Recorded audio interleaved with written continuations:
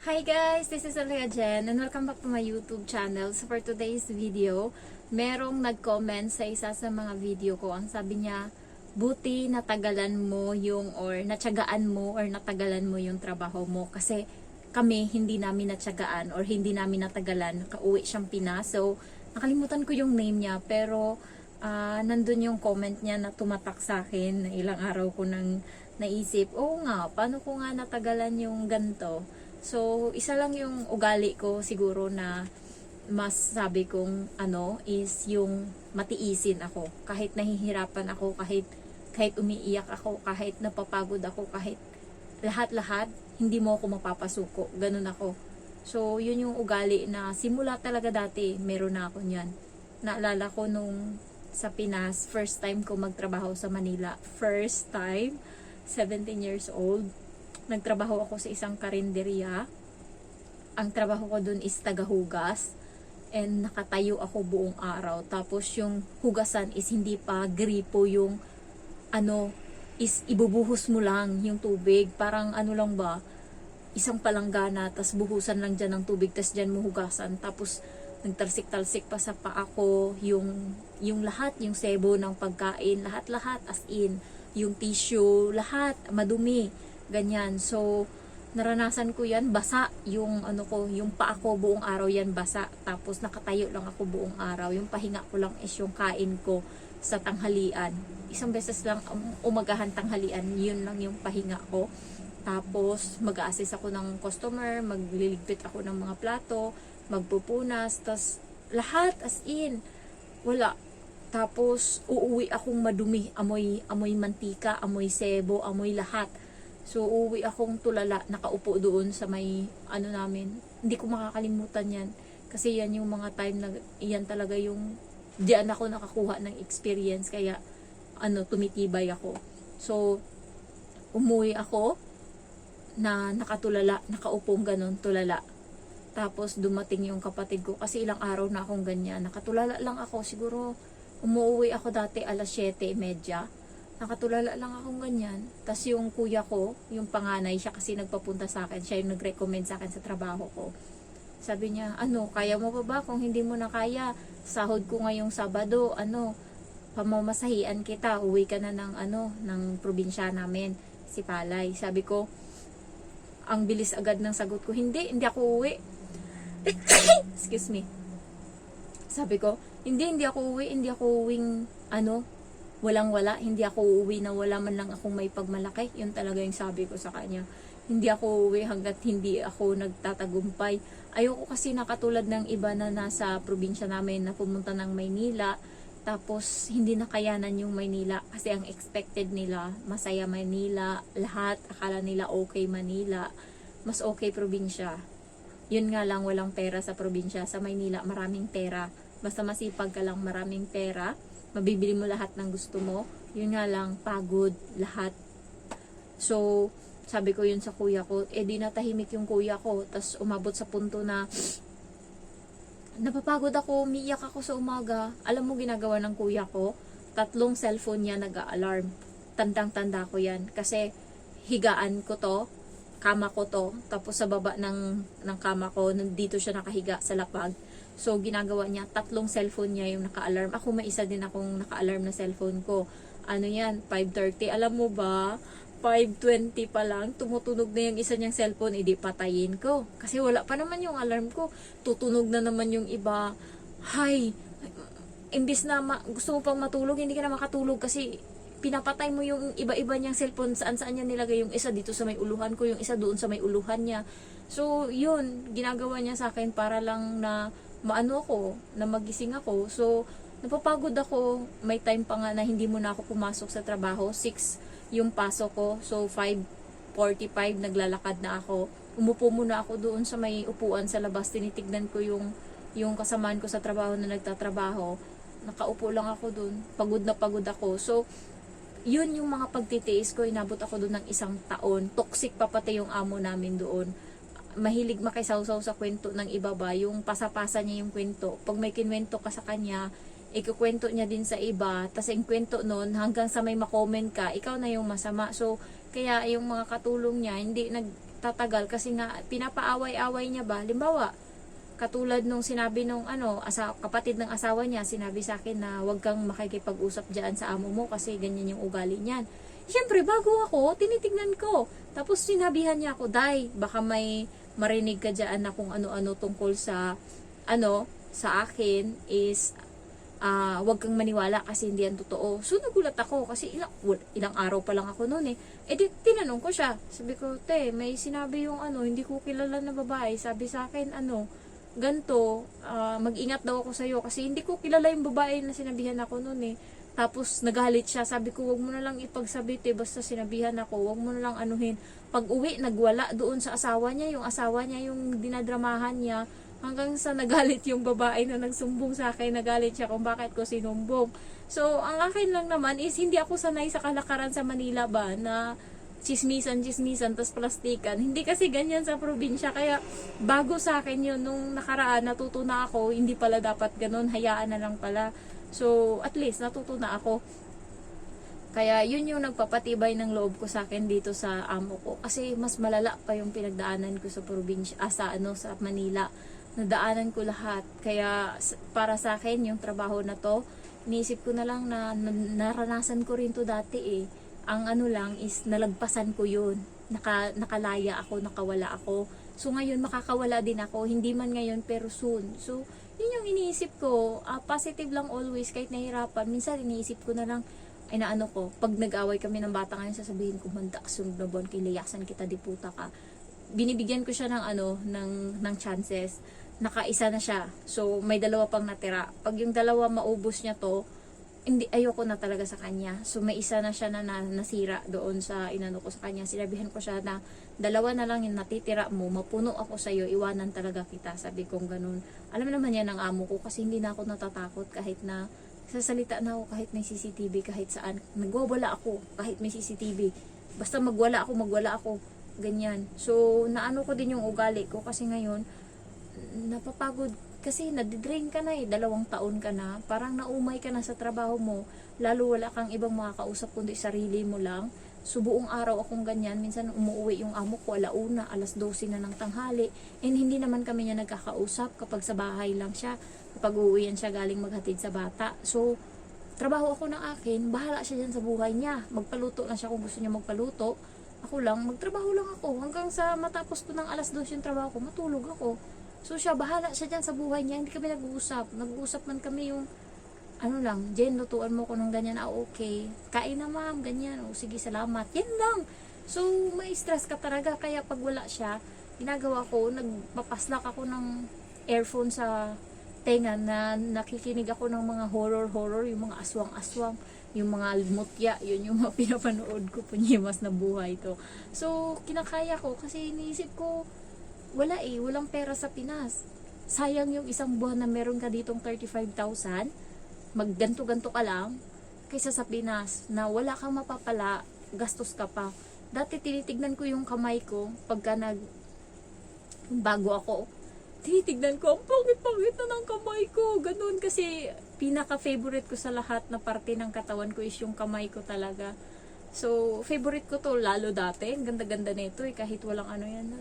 Ay, ang pangit-pangit yan na. Tapos, ganyan-ganyan ako doon sa may harap ng CCTV, nakatingin ako. Tapos, biglang, nagulat ako, binigyan ako ng amo ko ng, ng hand cream. Kasi nga, nakita niya ako parating tinitingnan yung kamay ko sa CCTV.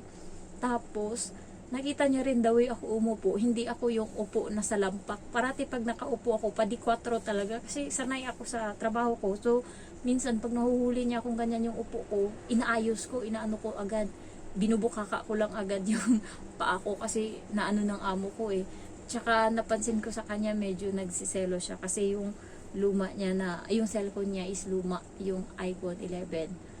Tapos akin is 15 Pro Max. So nung nakaraan nasira yung cellphone ko, mga 4 na araw kong hindi nagamit yung cellphone ko. Minessage ko siya sa iPhone ko kasi kailangan kong mag-message sa kanya kasi nandun ako sa bahay ng matanda, kailangan ko siya i-update. Ibang number yung gamit ko. Tapos, sabi niya, "Ano nangyari sa cellphone mo?" Ganyan-ganyan. Pinakita ko sa kanya na nagloloko talaga na patay bukas yung cellphone ko na ganun lang siya. Hindi mo na matouch, wala na lahat. So battery yung sira. So 200 Hong Kong dollar yung binayaran ko doon. Kung gusto nyong magpaayos ng cellphone dito sa Shamshui po, ayan, message nyo lang ako, kay turo ko sa inyo kung saan ako nagpaayos. Mura lang, 200 yung battery yung kailangan. So nung nag-day off ako, sabi ko sa kanya, pag day off ko ipapaayos ko to. So nung pagka kinaumagahan, pagka linggo, pagpasok ko, mag-good morning pa lang ako sa kanya, yun na agad yung bungad niya sa akin. Napaayos mo na ba yung cellphone mo? Parang ano siya na, ewan ko. Sabi ko, oo, napaayos ko na, kaya pwede ka na mag-message doon sa luma. Hindi ko nagagamitin yung bago. Yun na lang yung sabi ko sa kanya, parang ayaw niyang gamitin ko yung bago. So, yun, yung luma yung ginagamit ko, ito, pang vlog ko ngayon.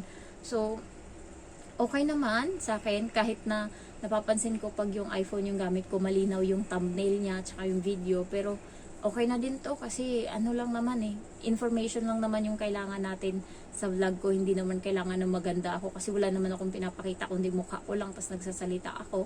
So yun, natsatsagaan ko siya kasi nga iniisip ko pag sa Pinas mahirap ang buhay. So sayang, iniisip ko nga sayang yung ilang buwan kong matenga ako, matambay ako.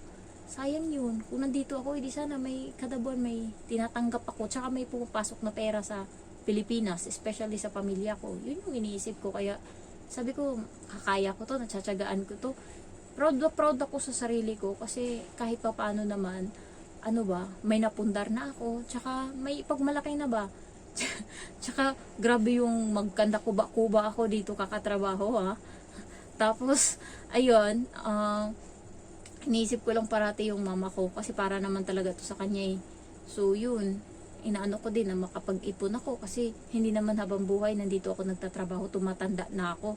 Ngayong August 14, magta 30 years old na ako. So, proud na proud ako sa sarili ko na umabot ako sa ganito. Ay, may nakita akong kapitbahay. Hindi ko kapitbahay, classmate ng kapatid ko.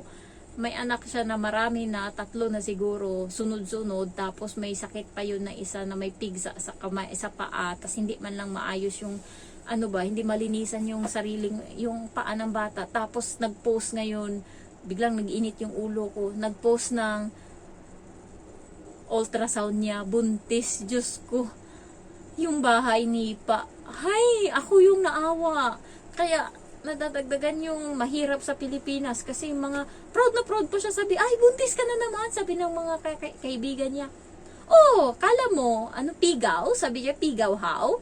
Sa Ilonggo, parang hindi ko alam kung ano yung nun sa Tagalog, pero parang wala kang tiwala sa akin, parang ganun. Proud ba siya? Dinagdag niya yung hirap ng bata. Awawa yung bata pag lumaki, wala din. Wala. Diyos ko, gusto kong mag-post na sabihin na, te, proud na proud ka pa. Ilan na yung anak mo, tas dumagdag ka pa, tas wala namang hanap buhay na matino. Yung anak mo nga, hindi mo nga malinis-linisan kahit linisan lang yung paa. Diyos ko, kung gusto mong baguhin yung sarili mo ba, kung gusto mong umunlad, baguhin mo yung sarili mo. Hindi pwedeng mag-anak ka ng mag-anak kasi hirap na nga ng buhay ngayon Ang hirap na. Diyos mio. Ako nga, nawala akong pinapakain pa. Mama ko lang tsaka papa ko yung tinutulungan ko. Nahirapan pa nga ako Sa bagay, paano ako hindi mahirapan?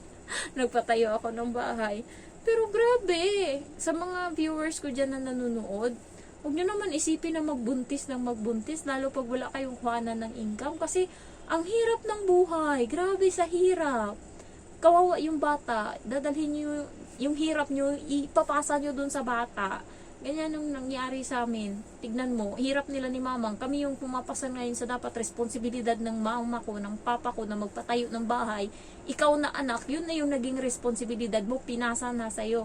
Sabi nga nila, hindi ka pwedeng tumulong sa iba kung ikaw mismo, said ka na. Pero, hindi pwedeng yung ganong mindset dapat, pero hindi mo magawa sa sarili mo kasi nga ikaw lang yung meron, ikaw lang yung inaantay, ikaw lang yung kailangan. Buti nga ako may katuwang nandyan pa yung kapatid ko na nasa Kuwait. Paano pag wala? Kawawa talaga. Lahat.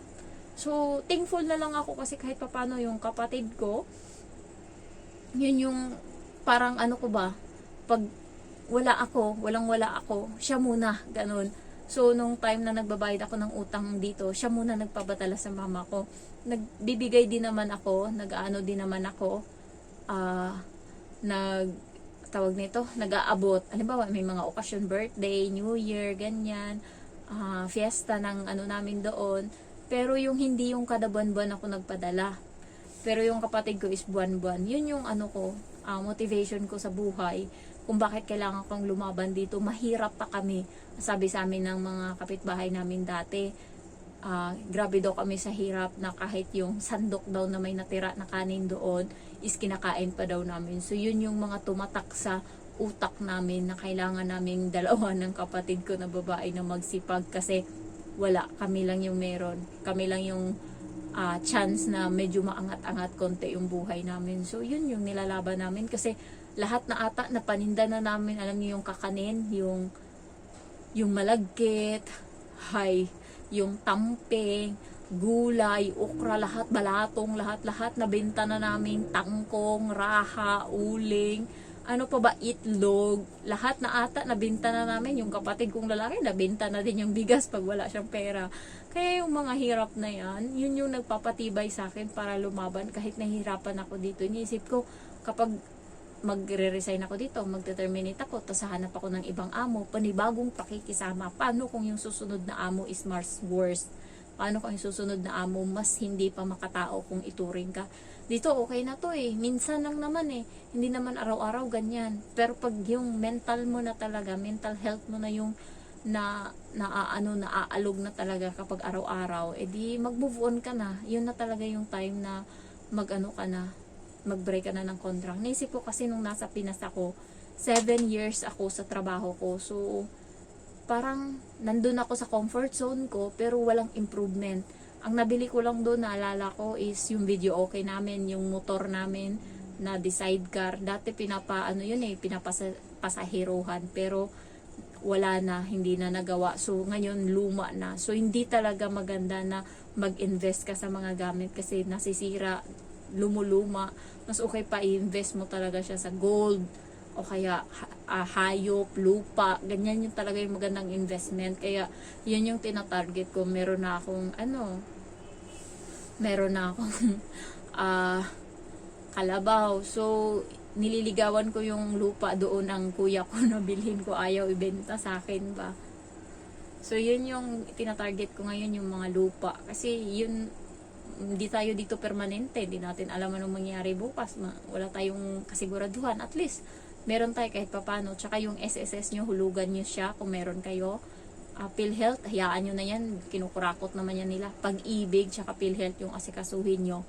Yung SSS ko ay Pag-ibig tsaka SSS yung asikasuhin nyo. Yung SSS ko merong 100,000 na yung nandoon simula nagtrabaho ako. Yung iba dyan kinupit pa ng company, kung hindi siguro nasa 120 months na ako dyan sa kanila. So pwede na sana akong